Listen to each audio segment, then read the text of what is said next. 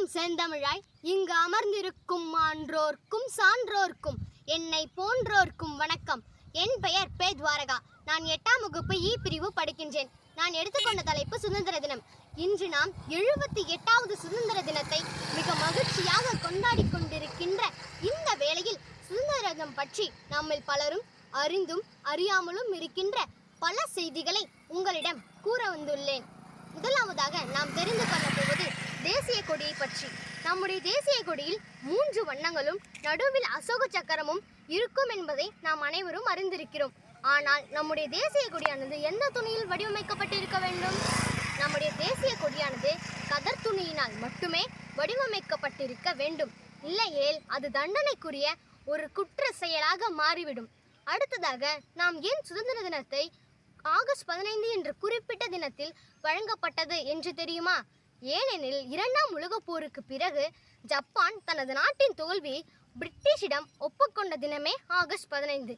எனவே Lord mount pattern என்ற பிரிட்டிஷாளர் இந்த தினத்தையே இந்தியாவின் சுதந்திர தினமாக அறிவிக்க வேண்டும் என விரும்பினார். அவரால் தேர்ந்தெடுக்கப்பட்டு நமக்கு வழங்கப்பட்ட தினமே ஆகஸ்ட் 15 ஆகும். இதனையே நாம் நமது சுதந்திர தினமாக கொண்டாடுகிறோம். அடுத்ததாக நாம் அறிய வேண்டியது தேசிய கீதத்தை பற்றி. நம்முடைய தேசிய கீதம் என்ன? ஜனகணமனது என்ற பாடல். இதுக்கு முன்பு நம்முடைய தேசிய கீதமாக தேர்ந்தெடுக்கப்பட 2 பாடல்கள் இருந்தன. ஒன்று ஜனகணமன அதிநாயக ஜெய என்ற பாடலும் சாரே ஜஹான் சே அச்சா என்ற மற்றொரு பாடலும் இருந்தது. இதில் நேதாஜி சுபாஷ் சந்திரபோஸ் அவர்களால் தேர்ந்தெடுக்கப்பட்ட பாடலே ஜனகணமனகதி ஆகும்.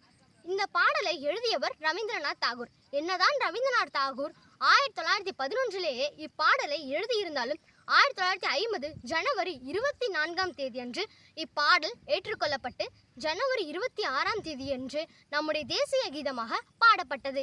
இப்பாடலானது ஜெர்மனி நாட்டில் முதலில் கம்போஸ் செய்யப்பட்டு ஜெர்மனி நாட்டின் ரேடியோவிலேயே முதலில் ஒளிபரப்பு செய்யப்பட்டது. அடுத்ததாக நாம் கொடியை எவ்வாறு ஏற்ற வேண்டும் என்ற முறையை பற்றி தெரிந்து கொள்வோம்.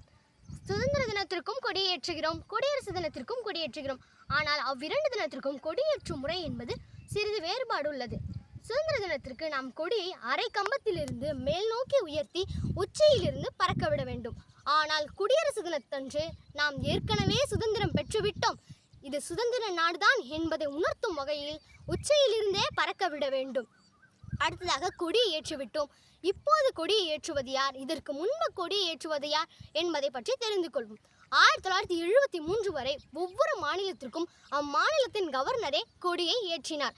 அதற்கு பிறகு அப்போது இருந்த இந்திரா காந்தி அம்மையார் அவர்களுக்கு, அதாவது பிரதமராக இருந்த இந்திரா காந்தி அம்மையார் அவர்களுக்கு மறைந்த முன்னாள் முதல்வர் கலைஞர் மு கருணாநிதி ஐயா அவர்கள் எழுதிய கடிதத்தில் ஒவ்வொரு மாநிலத்திற்கும் அந்தந்த மாநிலத்தின் முதல்வரை கொடியை ஏற்ற வேண்டும் என்ற வாக்கியத்தை முதன்மைப்படுத்தி எழுதியிருந்தார். அப்போதிலிருந்தே அந்தந்த மாநிலத்திற்கும் அந்தந்த மாநிலத்தின் முதல்வரே கொடியை ஏற்ற ஆரம்பித்தார். சரி, சுதந்திரத்தை பற்றியும் தெரிந்து கொண்டோம், சுதந்திர தினத்தை பற்றியும் தெரிந்து கொண்டோம். ஆனால் நாம் அறிய வேண்டிய மற்றொரு விஷயமும் இருக்கிறது. அது என்ன தெரியுமா? அதுதான் கல்வி சுதந்திரம். நம் பெற்றோர்கள் நம்மை ஏன் பள்ளிக்கு அனுப்புகிறார்கள்? என் பிள்ளையாவது படித்து வாழ்வில் சிறந்து நல்ல நிலைமைக்கு உயர வேண்டும் என்பதற்காக அவர்கள் வைத்திருக்கும் அந்த நம்பிக்கை நமக்கு கொடுக்கும் சுதந்திரம் தான் கல்வி சுதந்திரம். அந்த கல்வி சுதந்திரத்தை நாம் சரியாக பயன்படுத்தி நம் பள்ளிக்கும் நம் பெற்றோருக்கும் நம் நாட்டிற்கும் பெருமை சேர்க்க வேண்டும் என்று கூறி வாய்ப்பளித்தமைக்கு நன்றி கூறி விடைபெறுகிறேன். நன்றி, வணக்கம்.